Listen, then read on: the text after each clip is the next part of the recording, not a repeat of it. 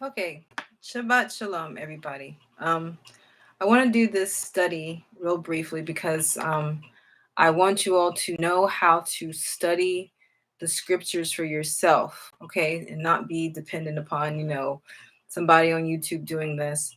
As my role is in Yah's kingdom is as a teacher, and I want you to be equipped to learn how to rightly divide the word and to learn how to use it to help you to study. So today we're going to do a study I did on December 24th. I'm going to show you what I wrote in the notes, looking at the Hebrew word for bride. Okay. Um, and let's see. So you can do this yourself. You don't necessarily have to know Hebrew words. What you do need to have is your scriptures, and you do need to have like a Strong's Concordance. And of course, a lot of people like to use their smartphones or laptops, but I highly recommend that you still have a hard copy of the Strong's Concordance. Okay, so this is the one that I use right here. I got it from Amazon. Okay, um, it's still good to have things on paper. Okay, so if the power goes out, the grid, whatever, you still are able to study. So what we're going to do, we're going to take the word for bride today in Hebrew. So in Ibri, so to say Hebrew in Hebrew is Ibri. Okay, so in Ibri, we have two ways that you can spell out bride. Okay, let's see. The first one over here is Kallah, Kallah, Kallah. Okay, and remember I said that each Hebrew letter has a number associated with it. So for Kaph, for the Kaph, it's 20. For the Lamed, which is like a L, is 30. And for the Hey, like a H, it's 5. And what you typically do, which is add the numbers up. So 5 plus 30 plus 20 equals 55. Okay, and then what you do, you take 5 plus 5 from the 55, and you get 10, and its base number is 1. Or you can even keep the 10, because 10 represents the same thing, unity, but a greater unity. So 10 would represent, in the Hebrew gematria, I'm trying to point it to it correctly, would represent a greater unity or a greater completion. Okay, now we also have another way you could say bride. Okay, and that is ke, kelu, kelu, kelu. Okay, kelu. We have a kaf, a lamet, a waw, and an aleph. All right, so as I mentioned, each Hebrew letter has a number associated with it. So a kaf is 20, a lamed is 30, a waw is 6, and an aleph is 1. So what you do, you will add those up together, and that gives you 57. You'll take the numbers here, 5 plus 7, and it will give you 12.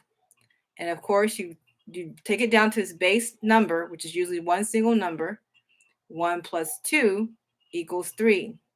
And it represents Jehovah, or can also represent completion. I'll write on here so you can see. The number 3 symbolizes, I'm not completion, I mean perfection. The number here, 3, when you see the number 3, it's referring to Jehovah or perfection. All right. So that's the first thing. So this word here represents Kalu, meaning bride, represents Yehovah, or in this case, perfection.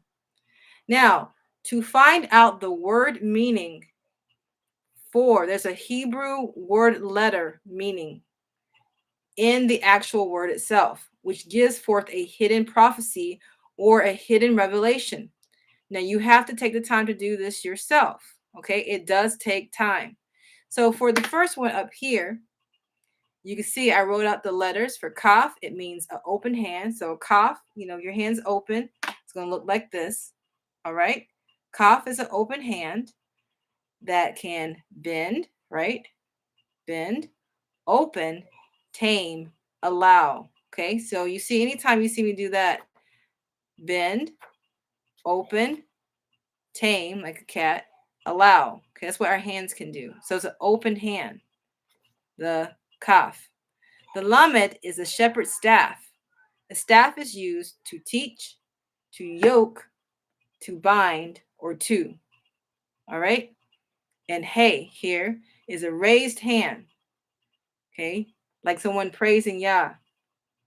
Behold, reveal, look, the. Okay. So those are various uses. Now we go to the next one.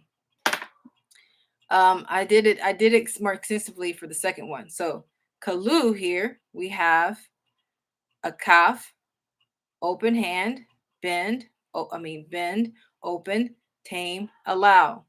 Okay, staff. The lamed is staff, which is used to teach, bind, yoke, to.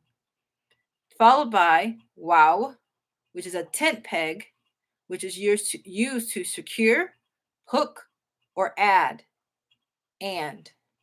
And the next one is aleph, which is an ox head, which represents power, strength, and leader. Okay, now in the Strong's Concordance, it tells you some deviations, okay, or derivatives in this case. It tells you that the Kallah is a derivative of Kallah, okay, meaning to complete. So bright means to complete or to make perfect. Okay, trying to point to it on the screen. There you go. All right. So let's see. Oh, that's separate. It's about the month of the 10th month. I did that during the 10th month. So I was trying to see what the meaning is for the 10th month, or the number for the 10th month. Anyway, and that was the Hebrew Gematria 7. Okay. Now, from this particular, just from one word, this is all from one word. And you can do this for each word you can take a verse and you can do this for each one in a verse. Okay.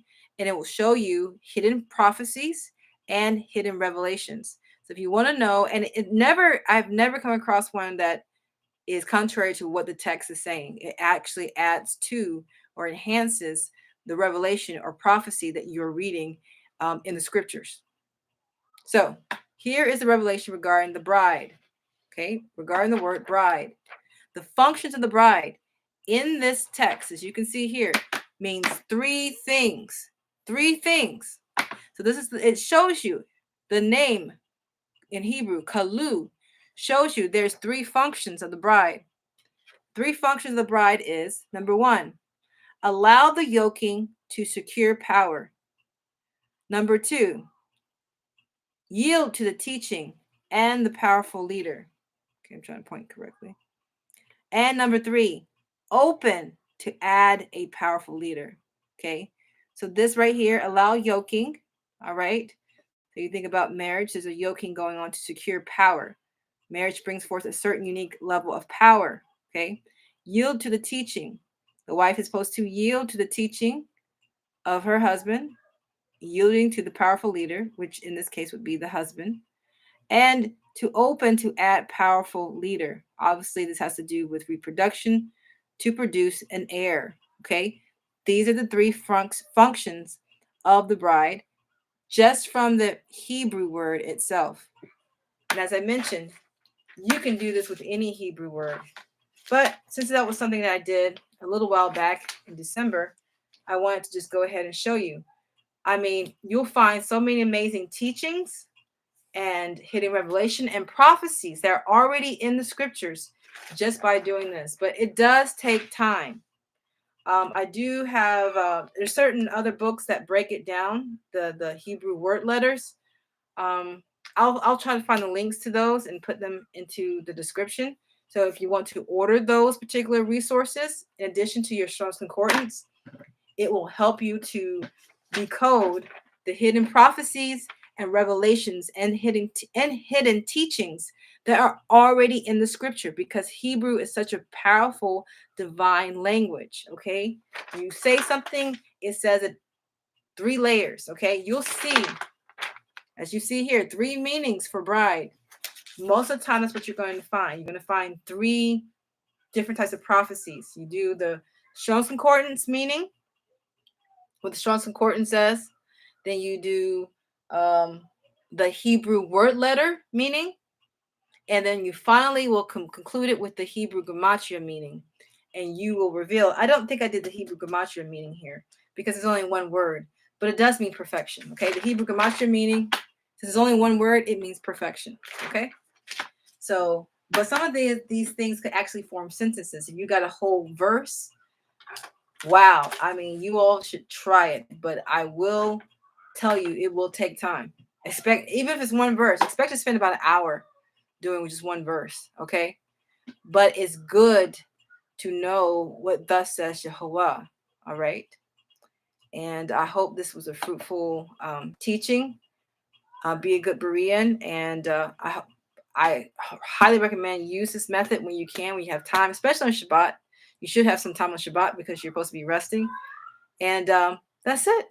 I will be doing a remake on that other video. The lighting was just really, well, yeah, my prayer partner, my friend, she said the lighting was, I know the lighting, it was nighttime. The lighting wasn't good. And the audio. Anyway, so with that, I say shalom. And until then, lechi erot. That means see you later.